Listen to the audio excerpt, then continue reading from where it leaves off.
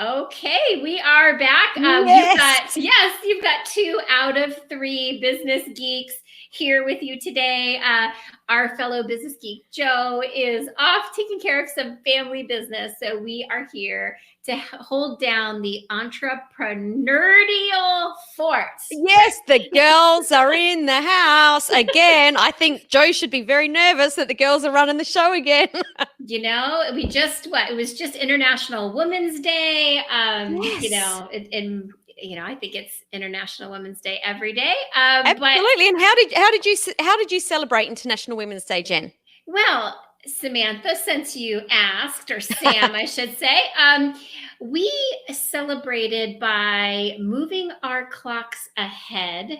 So we lost an hour. So even on International Women's Day, we faced some inequality, even on our own day. But we didn't even get a fair number of hours.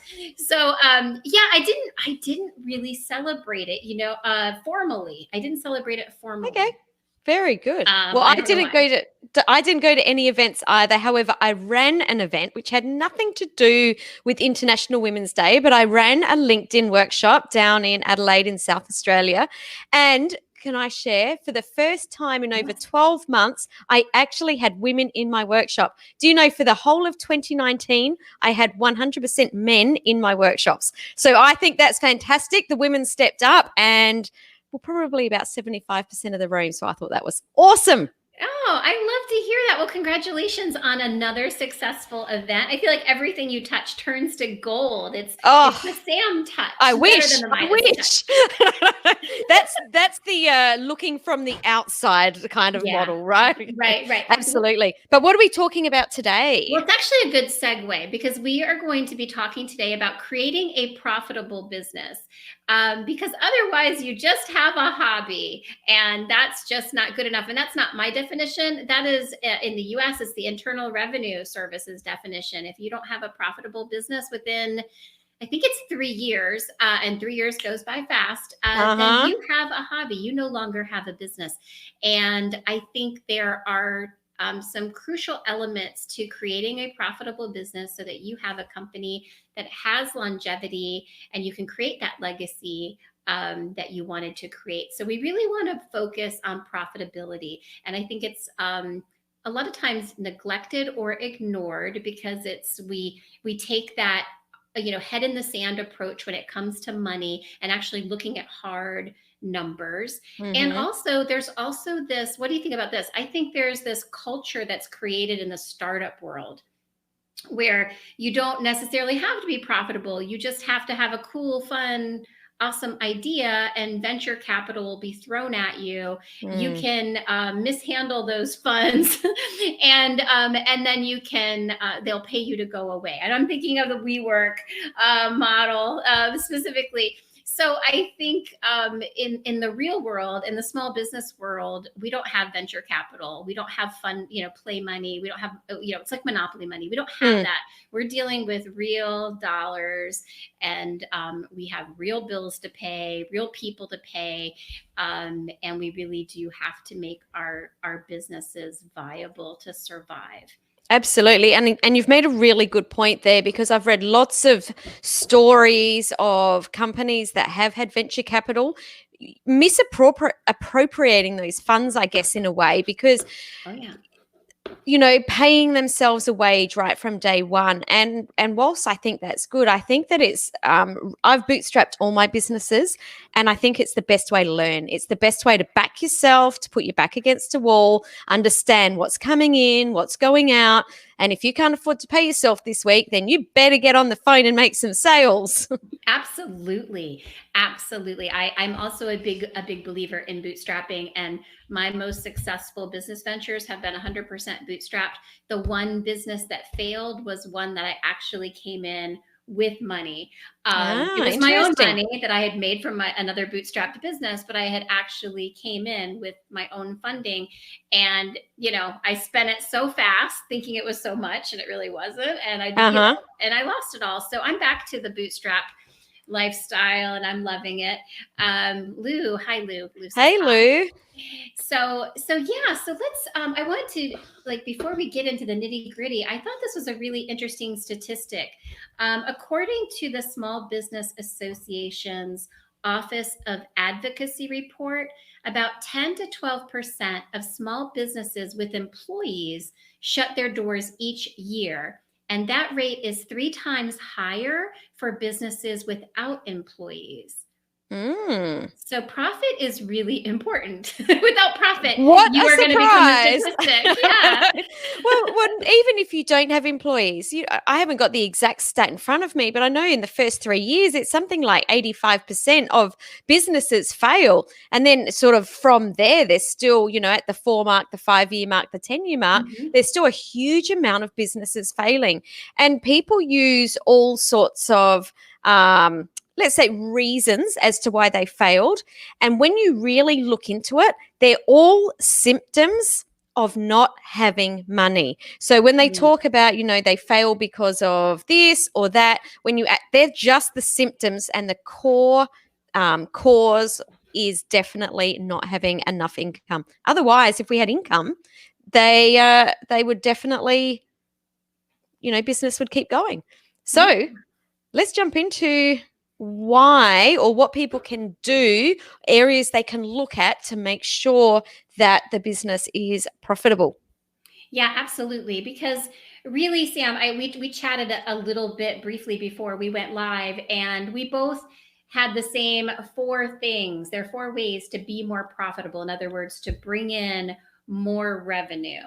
Which just goes to prove that they work, because we're on other sides of the world. We had 30 seconds to prepare because of some little dramas that were happening, and we actually had the same 4 points written down. Yeah, why don't you go through them, Sam? Because I think it's really important to outline them. Okay, well, the 4 points, and we're going to go back and go into more detail. But the first one is that we need to increase leads, because if we don't have leads coming into our business, we've got no one to sell to. The second lever that you can pull for more profitability is to increase your conversions. So moving those leads to a paying client. The third way is to increase your prices. So put your prices up. And the fourth way is to increase your average dollar sale. And McDonald's definitely have got that down pat with, would you like fries with that? How can we increase and add value? So why don't we go back, Jen, and dive deeper into those 4 areas? Yeah, So absolutely. let's start off with increasing leads, because I think that's really the first place to start. Because if you're opening your business from day one and you've got no leads, increasing prices, conversions, or average dollar sale is useless if you haven't got a lead in the first place. So how do you increase your leads? Well, it's interesting because with Spirit, with my business, we had to analyze things after a certain period of time. We're a rather young company, but we had to take stock of where our existing leads were coming from and where they weren't coming from. So once we identified where most of our business was coming from, we doubled down in our efforts in that area. So for us, our word of mouth referrals and our networking were like 99.999% of our business. So what we did is we adjusted how we allocated our time towards social media versus that word of mouth marketing and getting out there and actually getting in front of people. So that's how we increased our leads. And we also increased some touch points through nurturing sequences via, email marketing. So that's what we did. It's not perfect. There's still a lot more that we want to do that, maybe we're not doing or not doing as well as we'd like. But for us, it was just, it was really valuable to realize, like, and identify where the business was coming from and spending more time on that. Absolutely. Such an important point to really dive in and have a look. So I've just spent the last 4 weeks on the road and spent in Adelaide in South Australia, and went to a few events. We caught up with a lot of people while we were down there, and really maximized our time while we we're on the road. And one of the things that became extremely obvious to me within the first week is that a lot of the people that we were meeting have been, let's say, in our funnel, or not really in our funnel, but in our audience for many, many, many years. But it was when I was standing in front of them face to face that the conversation moved very quickly to, let's talk about that. How can you help me? How can you help me with this? And we actually got a lot of leads from people that have been in our world for a long time. So I think that really analyzing where those leads are coming from, and actually, let me even say, to focus on qualified leads, because not all leads are equal. So really to focus on those qualified leads is a really awesome very something that we need to do. Yeah, absolutely. And I think related to that is being careful not to spend too much time on what I would consider low value activities, Mm-hmm. because it's really easy to get sucked into. Like I was, before we made that analysis of where our revenues were coming, our revenue and our leads were coming from, I was spending quite a bit of time crafting really beautiful social media images and things like that. And honestly, I could have had one of our parents, our virtual assistants, doing that. I just felt a little Uh-huh. bit of like ownership of it because we were still like, solidifying our brand, and I felt a little tied to that brand. Um, but then when I looked at where, the leads were coming from, I was like, I absolutely should not spend any more time on, social media posts and things like that. It's a low value activity. It's not where I should be. We are closing deals when I get in front of people, when we're networking, when I'm speaking. That's where the actual business is coming from. And those are the things that only I can do as a business owner. I can't outsource that. So yeah, just eliminating those low value activities made a huge difference in our business. Just clear, you're not saying that you don't do social media posts, are you? You're just saying that you don't personally I do don't them. personally do them. And I wanted to make that clarification, because for us to get in front of our network and speaking with them, for them, they need to know who we are. So we need to be doing those email nurture campaigns. We need to be doing those social media posts, so that when we do, wind up face to face audience, that they do know who we are and understand how we can help them. So it's about figuring out where, as a business owner, your time is best spent. It's not about not doing those activities. It's about maybe Right. handing them off to someone else, so you get the biggest bang for your buck in the time investment that you're spending in your business. Yeah, absolutely. I mean, we definitely need social media, because even when you meet people in person for the first time, they'll often follow up with you by following you on social media or seeing the types of things you're putting out in the world under your business umbrella.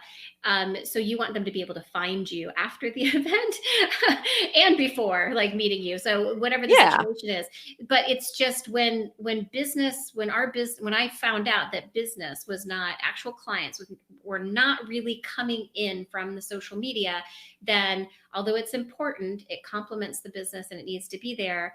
I need to focus my personal, like, CEO time. My CEO time is better spent out where that business was actually being captured. Yeah, love it. Hey, Marsha, great to have you joining us live. Yay, Marsha's been catching up Yay. tunes as well. Thank you so much. I appreciate that. Me too. Marsha's a friend of mine, and we just had an event together called Eventomatic. Oh my goodness, I saw it. It looks amazing. Thank you. It was our first one, and I think it was pretty successful. So we're really, really happy about it. It's like when you do something for the first time, you're always a little nervous. So it's always good to get it behind you and be able to feel good about it. Yeah, nice work. Nice work. All right. So, number one is increase leads. Number two, I think, is increase conversions, because we're bringing these leads into our business. You might have leads in the world, but if your conversions at 5, 10, 20%, then you're going to be working really, really hard. So this is about the sales conversations and how you move from a lead to a paying customer. Yeah. I mean, that's the magic, right? And sometimes it doesn't happen immediately. Sometimes you have to really massage and nurture that relationship, build that trust. And also, sometimes it's the trust and sometimes it's timing. Like when timing and trust come together, that tends to be when you can close that business, right? Absolutely. I think the biggest thing that I think about when I'm increasing conversions is to be really open to listening to what the objections are of the person that's in front of you, because the more you can listen to those objections and have I guess information in place that makes them feel like they trust you more, or to really understand that you're the right person to fix their problems, then the higher your conversion will be. I think a problem that a lot of people have is they go straight into, this is my product, without actually listening to, okay, you've got that problem, why don't you tell me more about that, and then offering a solution to their problem. And I think that just by listening to them and changing that conversation from, hey, this is what I've got to sell you, and moving it to, tell me your problem and how can I possibly, think that's the biggest lever you can use to move your conversions. Oh yeah, absolutely. And part of that is making sure that you're trying to convert your ideal customer, right? So, you know, There's the goal there. yeah, I mean, because ultimately, I mean, at least it's very important to me to do what is right for my potential customer, whether that, and that could mean, you know, they're, what's right for them is doing business with my company, but it could also mean what's right for them is referring them to another company that I trust, that maybe can deliver them exactly what they need, because they're not in a place where they are ready for my services. But, you know, because I have a vast network and I try to look out for my trusted, my, you know, the people in my trusted network, maybe I can help them in another way. And that, again, is just relationship building. And that relationship may or may not pan out into business, but it's building a relationship that most likely will pay off in other ways. Maybe it's just, you know, the business I referred them to is going to keep me top of mind when they have a potential referral, because they appreciate the business I'm sending them. So it really is about looking out for the customer first. I always think customer first. Absolutely love that. And I think that just a little tiny piece in here as well, as you were speaking, Jen, I was thinking that these two actually work a little bit hand in hand, in that it's pretty hard to increase your conversion if your leads aren't qualified. So you talked about attracting your ideal customer and helping them. So it's about attracting that ideal customer in the first place, because if you're trying to increase your leads and they're not qualified leads, then you're actually going to have really low conversions. So those two do work hand in hand. Yeah. So, I mean, even backing it up further, you better know who your ideal client is, right? Like Yeah. who specifically, and be as specific as possible, you're speaking to, because then you're going to speak their language. They're going to understand what you're selling, and they're going to be more attracted to you. So yeah, all of that is important. You know, the other thing I'd add, I don't know if you would consider this in this, under this umbrella of increasing your conversions, but I think one thing that gets overlooked is sometimes we're so focused on, you know, filling our pipeline with leads, that we forget that we have existing customers that might have additional needs that we could, you know, that we can sell to them. Like if you're really, and I think this is part of really listening, like you mentioned earlier, Sam, about listening to your customers, listening to their pain points, their problems. Well, they're not static, right? So you may have solved a problem today, but their business is growing and they have different needs tomorrow.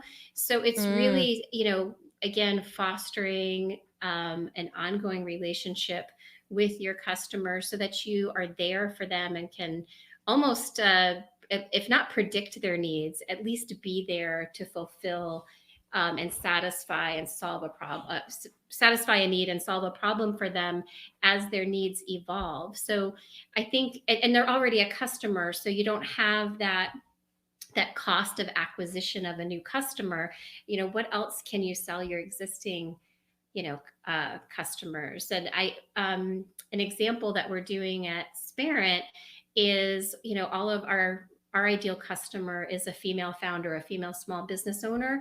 And we all know that that's a lonely place to be sometimes. Sure is. Yeah. So we're creating these business play dates where we meet with our existing customers on Zoom to brainstorm or talk with them strategically about ideas, products, things that they're developing. We're basically a sounding board, and you know, we pull from our years of business experience so that they can develop these potential ideas in a safe space, in an objective environment.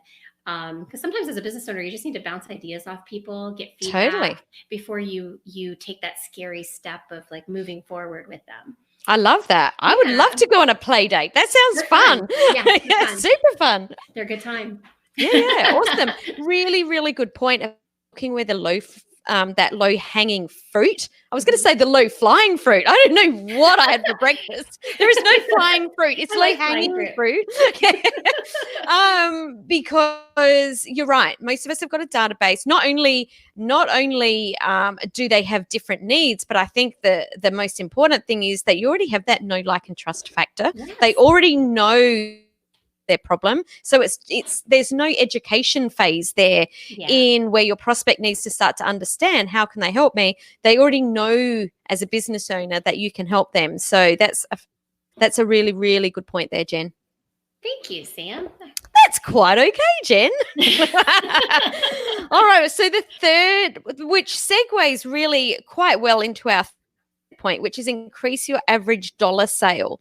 So that might be, as we were talking then about the average lifetime value, but we might be able to increase the average dollar sale at one point. So things like putting together programs rather than selling one product. And I'm a big purporter of this. I'm always saying to my clients, don't think about just this one online program that you can do. What else can you put with it to turn it into a program?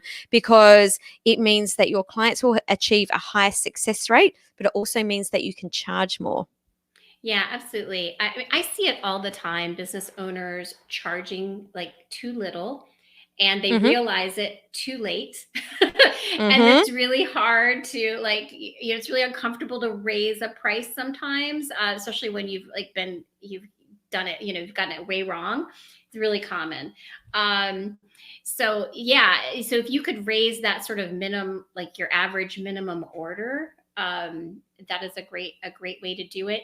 And also the other thing that I think is tied into this is, I think a lot of times when business owners get a little desperate for revenue, a little frantic because the bills are still there, but the revenue isn't, I will see them like just discounting and discounting and discounting, and it's almost like a race to the bottom, like how low can I go before I get a client? And that's just not a good move. It's just not a good move. Please don't devalue your services. Yeah, absolutely. That's just we just don't want to see you doing that, because I just think it's you're not a flea market. We're not haggling. Totally. You don't want to rely on that discount strategy, because it can devalue your products and services, and that's a long-term thing that's really hard that's a long-term spiral that's hard to get out of. Totally. So in the coaching consulting space, that average dollar sale can be increased by creating programs. In the retail environment, it's asking, like McDonald's coin, like I said before, would you like fries with that? What is it that you can sell alongside that product?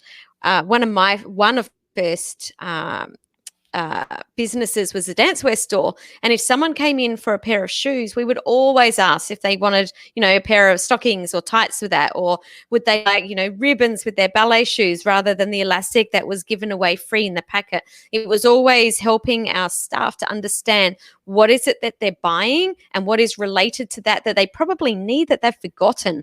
So unlike McDonald's, where it's just like, well, would you like fries? That's a nice want. There's a lot of times in retail we're not actually asking our customers what it is that they also need that they may have forgotten about. So we also used to provide checklists to the parents so that they could just go, yep, I'll have that and that and that and that, to help them understand, well, we all of that. So we could increase that average dollar sale sometimes by more than 100%. Oh yeah, that's such great advice. Because if I just think about my own behavior, and I'll use this example because this happens a lot. I often go to either Peet's Coffee or Starbucks because they're very convenient to where I live. And so oftentimes I'll go in there and I'm thinking, oh, I should pick up some coffee beans while I'm there. But then once I'm there, I'm distracted. I'm too worried about them getting my drink order right. And so I order the drink order and nobody asks me, do you need beans? Like all they'd have to do is be like, oh, do you need beans today? And I'd be like, oh, thank you. Like I do need beans. I'm full of beans. Yeah. I want to be full of beans. So yeah. And, they almost never ask me if I need a pound See? of beans, but if they did, How awesome is that? So yeah. many people think people don't, they don't like to pushy or sell. But when you think about it like that, you're actually helping your client or customer. How awesome is it if you walk out with your beans? Then you're not walking out every time going, forgot them again. Right. Because it's not, I don't know why, but I never just turn around and get back in line. I just leave. Yeah. Leave. Yeah. So yeah, I think that's such great advice. I love it. Gosh, aren't we smart, Jen? You're smart. I'm just here for the ride. Yeah. So we've got increased leads, increased conversions, increased average dollar sale, and the fourth one here is just so obvious, and I think that so many people miss it, is to increase your price. Yeah. So what would you? I think that. Actually, I'll share. Quite a few years ago, I had a mentor that said to me, "Okay, Sam, what if you could 10x the price of that product that you're selling right now?" And I went, "Oh, I couldn't 10x that price." And she went, "Well, it's the wrong question. What do you need to do to be able to 10x your price?" And just changing that question meant that I could 10x my price, and did it within 2 weeks, because there was a little bit of work that had to go into changing it over. But I turned a $97 a month product into a $997 product, not because it was exactly the same, but because I started to think, what would I need to do to be able to do that? And by increasing that price from 97 to 997, I can't that those kinds of numbers can turn your business around. Oh, absolutely. Because it probably didn't take that much more effort to move a Mm-hmm. $997 product as it does to move a $97 product. Well, how many leads do you need to bring into your business to get the number of conversions to make that same number of sales? Like, it's just, you start to unpack the numbers in each of those different areas, and you need a huge amount of leads and a very high conversion. You're working very, very hard to make, an okay amount where you can just increase your price if you still got those leads and conversions nice and high. It just makes it so much easier. Yeah, and there's more than one way to do it too. I mean really look at the structure of your business and your pricing. And the reason I'm saying there's more than one way to raise your price is I'm thinking back to my early business. And just to give you a little background, we had a midday dog walking service. We also had a pet sitting service, but we had this midday dog walking service, and it was actually that turned out to be the bread and butter of our revenue, because we were walking like 300 dogs Monday through Friday every day. And you think, oh wow, that's cool. But what was happening is we charged per walk. So whatever it was $15 a walk. Mm-hmm. And but what was happening is clients would reserve a dog walker. Like they'd say, I need you Monday through Friday every week. Mm-hmm. Mm-hmm. But then they would call and they would cancel 2-3 times a week, and they would cancel the day of, and we would like back off the charge. And more often than not, it was like such short notice that we couldn't replace that work. Uh-huh. We couldn't add a walk onto that walker's schedule. So what was happening is our revenue was getting less predictable, and the income for our employees was getting less predictable. And we wanted to keep our good employees, and the best way to keep an employee is to give them good income. Yeah.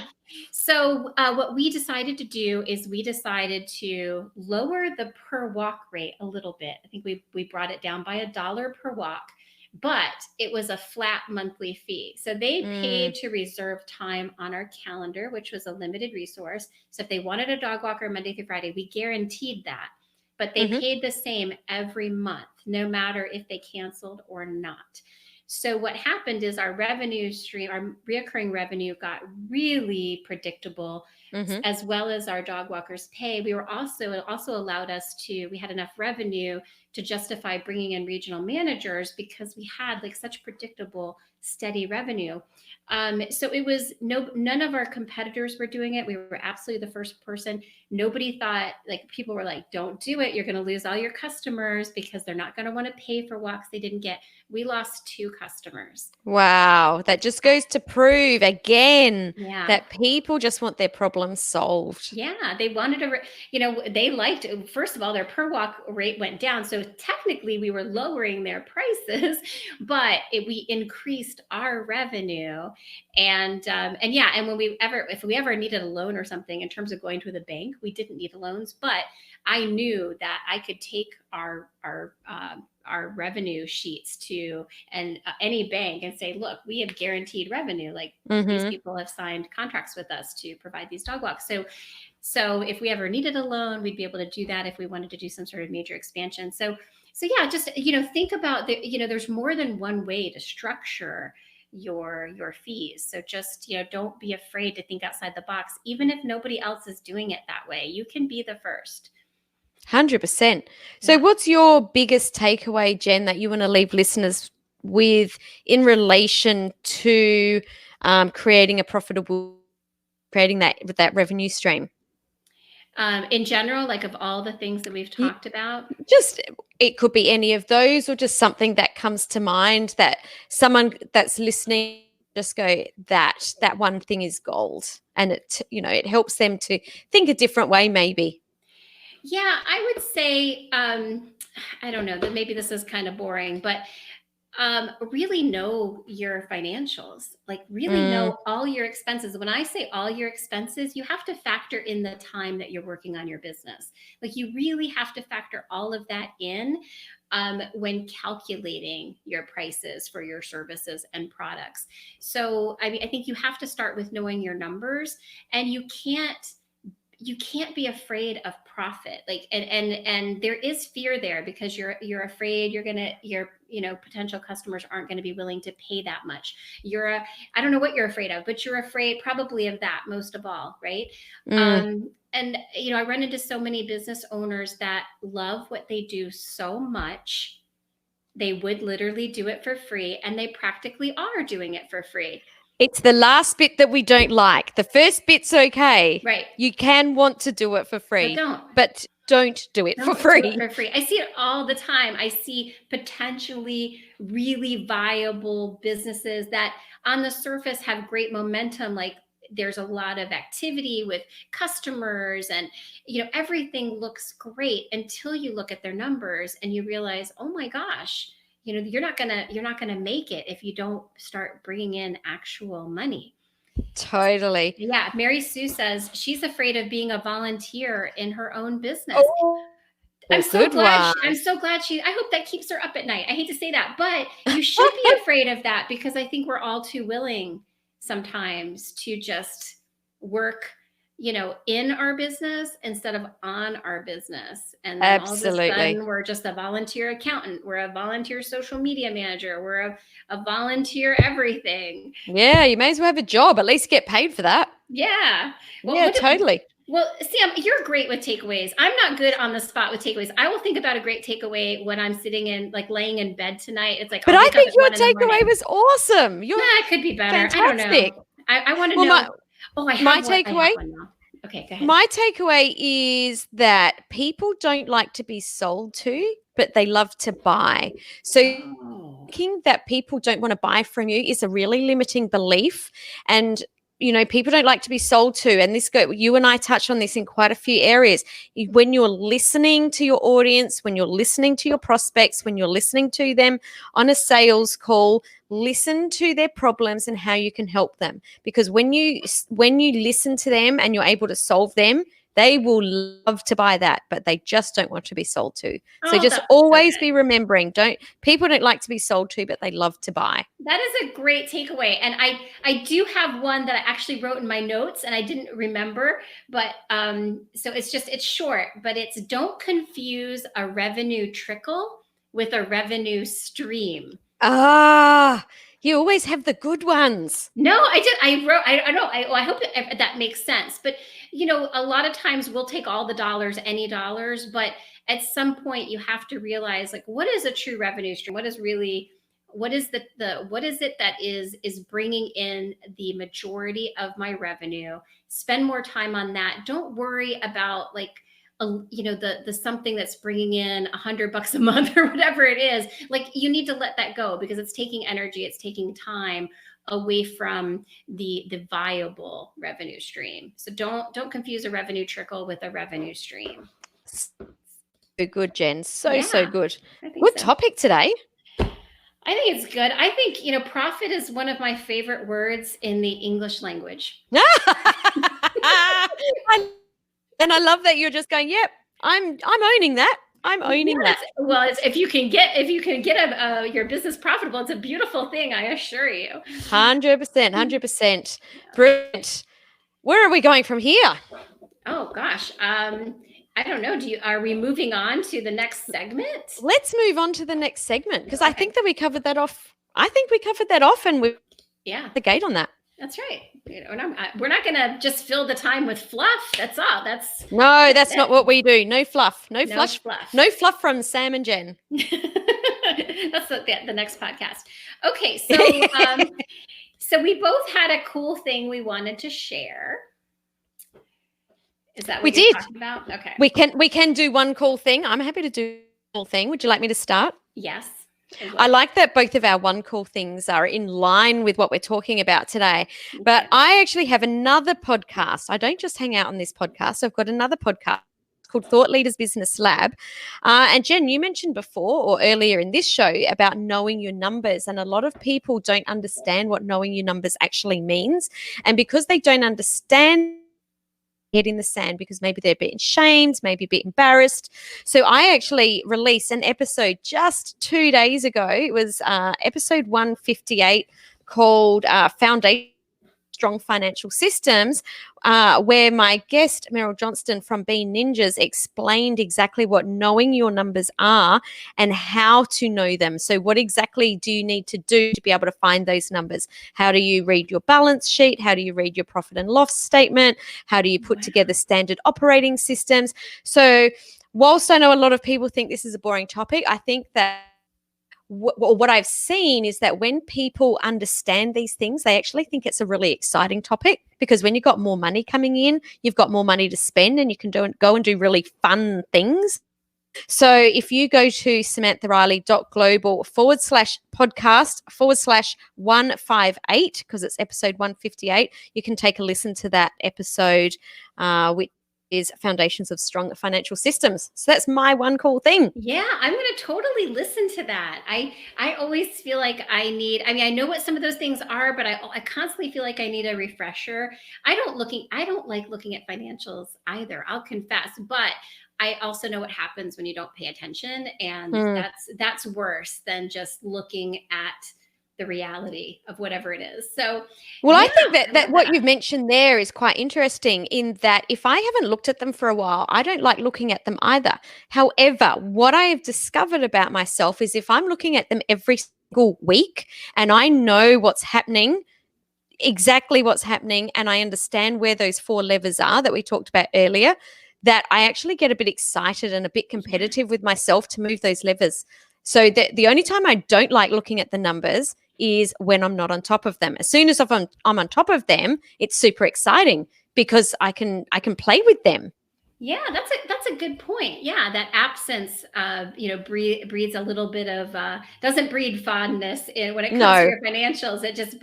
It makes you fearful instead of fun. Absolutely. Oh, and I know that you have a cool thing today, Jen. I think it's cool. I ran across this book. A lot of you business geeks out there may have heard of it and or read it. It's called Profit First by Michael. I don't know how to say his Mike last name. Michalowicz. Mike Michalowicz? Yeah. Okay, cool. We'll have this in the show notes. But so he's an author of. He's also got a couple of bestsellers, the Pumpkin Plan and the Toilet Paper Entrepreneur.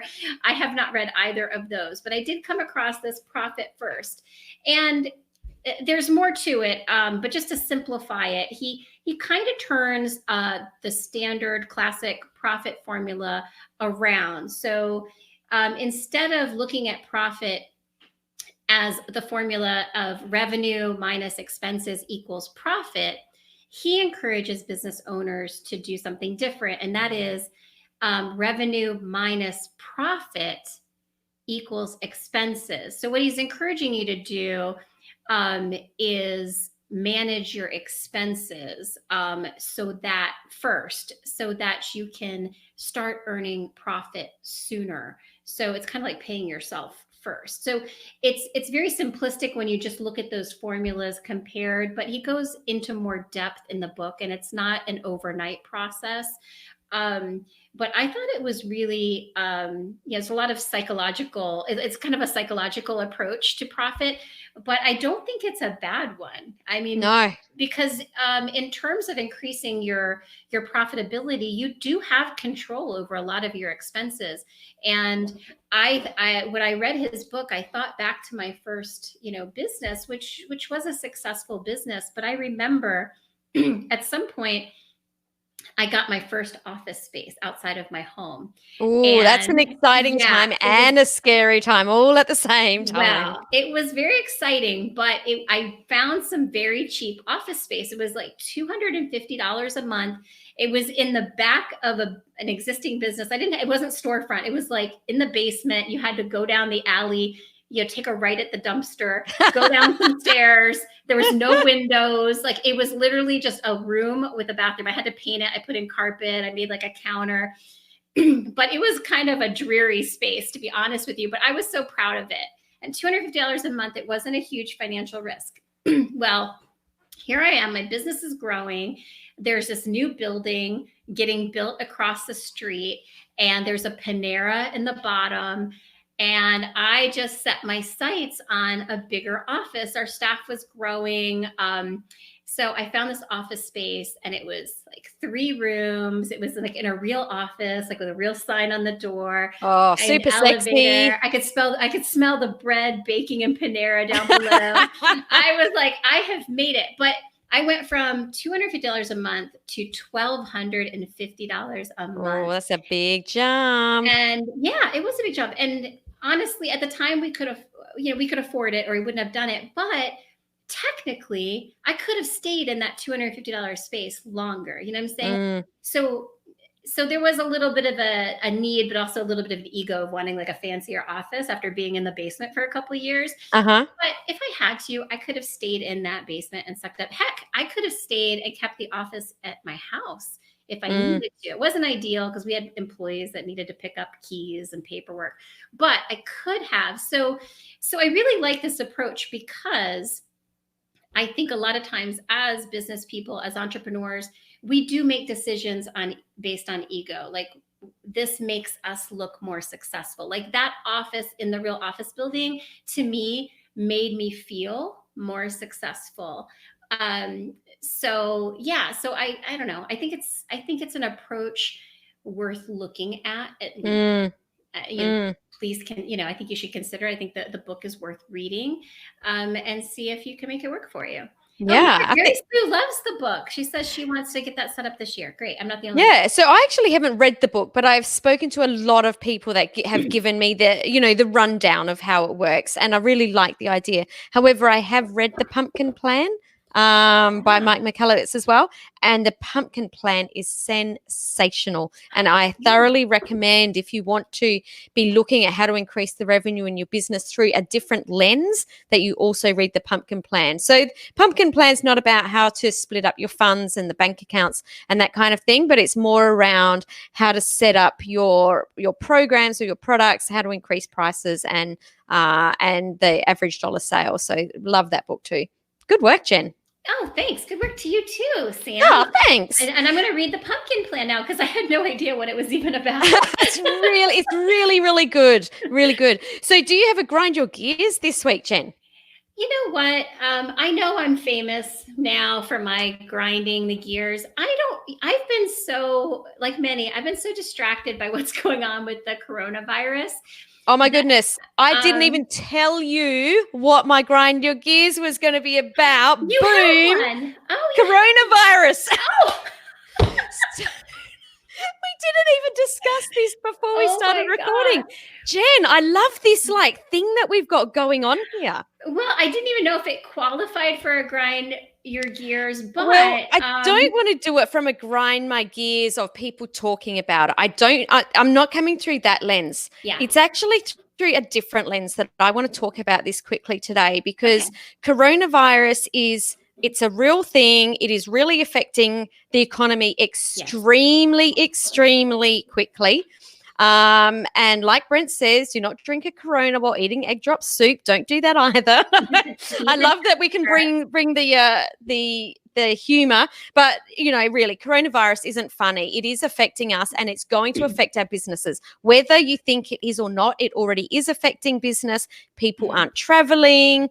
If we're talking specifically about sort of this coach consulting community, people are going to be not traveling. Conferences are being cancelled. South by Southwest has been cancelled. None of us saw that happening. Well, I didn't.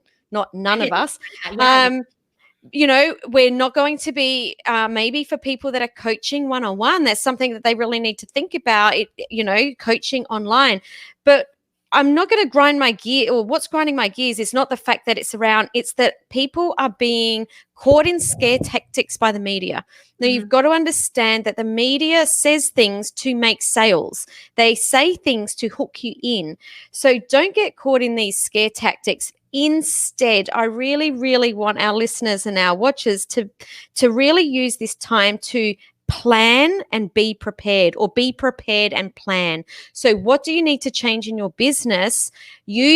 Following these trends so that you can come out the other side. Jen, you and I have been in business a long time. We've been through the GFC in 2008. We've been through SARS. We've been through all of these things. And it's the people that put their head in the sand and they don't prepare that don't make it through to the other side. But here's what I want to leave people with is that whilst business is going to drop off, this is the perfect time to, maybe have a look at what's happening in your business, doing different programs, looking at your branding, taking some courses, because for every downturn, there's an upturn. So if you use this time wisely, when everything goes back to normal, and none of us know when that's going to be, but all the conferences will start again, all the speakers will get paid again, who are going to be the first people that they're going to look at? It's the ones that are prepared and that are still hanging around. So it's not a massive grind my gears, but I just really wanted to touch on the fact that there isn't actually an opportunity if you don't get caught in the sensationalism of what's going on. Yeah, absolutely. I feel bad for the businesses that are affected, and the people who are employed and might have to stay home without pay. I mean, there's a there's so many effect, right? Yeah. So we need to be sensitive on that. Me personally, I feel very fortunate because I do work from home and I run a virtual agency. So we're sort of by default sequestered. But I also run conferences, and I have a conference that was slated for May 1st. And we have a plan B in place. We have an alternate date with the same venue, but we have to communicate with our speakers, our sponsors, our existing ticket holders. My feeling is that our attendees will be safe. The CDC has a great website, and they have recommendations and protocols for community events and conferences. So I've been keeping an eye on that. But because of the timing of it, it's going to threaten our ticket sales because, leading up to the event is peak coronavirus time. And some of our speakers who are coming from, the opposite coast are having issues with travel during that time. So we're probably going to have to move the date. We have a plan B. So it's affecting me, but it's not the end of the world. It's not the end of the world. It's a small conference. It's not a South by Southwest. That's a huge deal. Totally. Yeah, it affects people. I think my biggest gripe probably is I've heard so many people say, "Oh, it's not that serious. It's just like getting the flu. I'm healthy." But it's not really about us as individuals. It's about, hey, I'm healthy. I could be carrying coronavirus, and just because I'm healthy doesn't mean I should be going out walking around the community possibly putting people in danger that are Yeah. older or immunocompromised. So I don't Uh-huh. want to be Typhoid Mary out there. So Yes. it's not really about us as individuals. I think that's the problem. What's so disheartening about the hoarding of materials is that Uh-huh. we should really be coming together, and looking at our communities as a whole and seeing how we can help our neighbors and keep our neighbors and our friends and our family, and our communities safe by working together. So I think we'll get there. I think this is just something we haven't dealt with before, and it's easy to panic and get caught up Mm-hmm. in it because it's Mm-hmm. all new, and we haven't actually had a pandemic in our immediate history, Yeah. to deal with. So I'm hoping for the best. I'm hoping Yep. everything turns out Yep. okay. Absolutely. And just so that everyone does understand, I'm not saying it's not serious.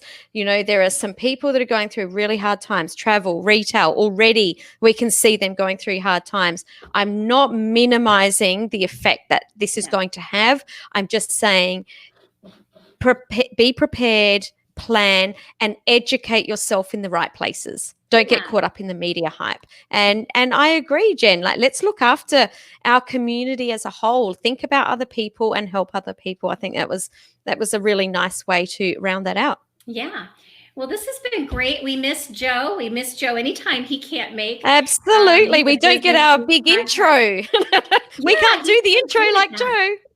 He's so great at that. I can't like just get that pumped up. Like I feel like that's just a Joe, Super Joe Pardo thing.